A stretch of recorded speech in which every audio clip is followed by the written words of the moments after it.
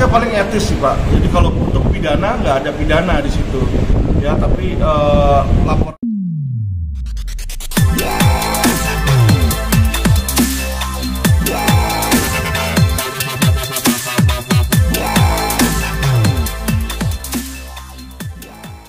Harusnya itu menjadi tanggung jawab Pengadilan Agama Jakarta Selatan untuk menjaga privasi ya, karena setahu saya urusan keluarga dan anak itu adalah tertutup, sidangnya tertutup, putusannya pun sebenarnya tertutup di situ, hanya untuk konsumsi pihak-pihak tertentu aja.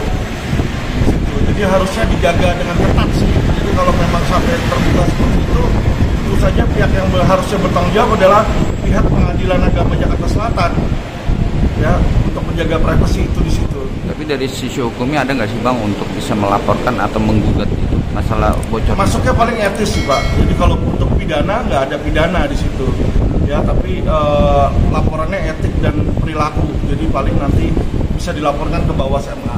Tapi Abang mungkin sebagai lawyer nih, menangin kasus ini dengan bocor, Abang merasa sebagai hukum bagaimana nih? Ya pasti tentunya kecewa lah, harusnya kan nggak boleh ya hal-hal seperti itu. Makanya disitulah saya bilang banyak adanya mafia-mafia hukum di pengadilan ya Pak ya. Jadi yang namanya mereka harus sebagai wakil Tuhan, tapi kalau bocor kayak begini kan bukan wakil Tuhan lagi, akhirnya jadi apa ya namanya ya, jadi merusak lah di situ dan merusak reputasi pengadilan sebagai benteng terakhir mencari keadilan kalau menurut saya ya. Tapi dengan tergugatnya kasus ini bocor, sebagai yang digugat atau penggugat itu gimana Bang merasa? Sebagai praktisi hukum melihatnya gimana Bang? Ya pasti kecewa lah kalau sampai bocor seperti itu lah. Nggak seharusnya bocor kan. Hal tersebut itu harusnya dijaga, apalagi privasi orang ya, keluarga kan pasti terganggu Pak, gitu loh. Pak, tapi kan ini putusan ini udah terlanjur bocor ya. Sebenarnya yang seharusnya dilakukan dari PN Selatan, seharusnya yang dilakukan itu apa sih Pak, biar si tergugat si Riyadi sini nggak ngambil langkah hukum gitu, atau seharusnya pertama mereka harus minta maaf karena dengan ada kebocoran itu kan berarti Pengadilan Agama tidak melakukan tugas sebagaimana mestinya. Ya kedua, harusnya mereka membuat tim investigasi sendiri dan menyelidiki bocornya dari mana, mereka harus tahu di situ ya, dan mencari oknumnya, dan oknum tersebut harusnya di penalti dong, diberikan tindakan disiplinari ya kan, baik itu etis maupun apa yang menurut mereka berlaku. Itu sih yang harusnya dilakukan, nggak bisa diam-diam aja.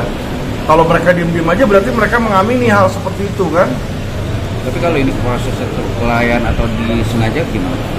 Kelainan atau disengaja yang kebocoran ini? Ya kalau disengaja ya berarti ketuanya ini ikut-ikutan atau enggak gitu. Kalau ketuanya nggak ikut-ikutan, harusnya ketuanya melakukan tindakan disiplinari, cari oknumnya itu siapa. Karena ini kan marwah institusi dia. Tapi kalau ketuanya atau pengadilannya tidak melakukan apa-apa, berarti kita bisa berasumsi ketuanya ikut-ikutan di situ atau bertanggung jawab atas kebocoran tersebut. Demikian sih kalau menurut saya. Menyayangkan nggak sih Bang akan kejadian ini Bang? Ya tentu dong, nggak boleh seperti itu dong, kasihan dong, keluarga orang kan jadi terganggu dibaca ke situ, apalagi ada hal-hal yang sangat private ya,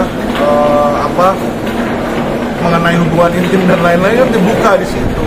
Malu lah kan kayak begitu ya, nggak pada tempatnya Pak.